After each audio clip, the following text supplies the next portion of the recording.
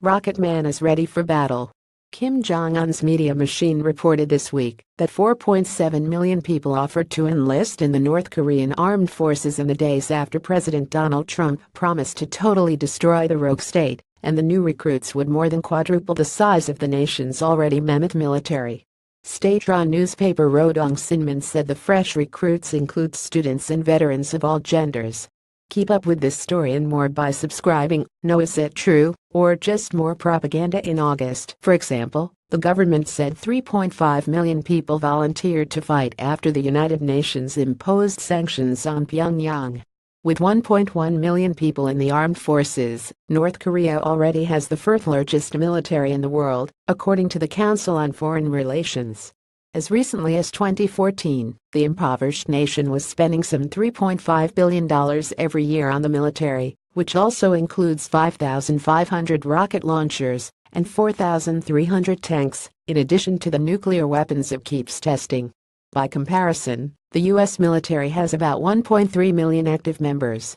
Related: no one can stop Trump from waging nuclear war with North Korea, not even his generals. North Korea has mandatory conscription. Men must serve in the military for 10 years, and women have to join for about 7 years, according to the Telegraph. And conditions for soldiers are not great. Defectors have said troops subsist mainly on potatoes. Sexual assault is common, and people are brainwashed into agreeing with their leaders. We're taught to obey only Kim Il-sung, Kim Jong-il and Kim Jong-un. Whatever they order must be done, no matter how dangerous, one former soldier, Kim Han, told the Unification Media Group earlier this year. North Korean soldiers are virtually incapable of real logic, and they know very little about the world. Even when they leave the service, they are programmed with the brainwashing they received for so many years in the service.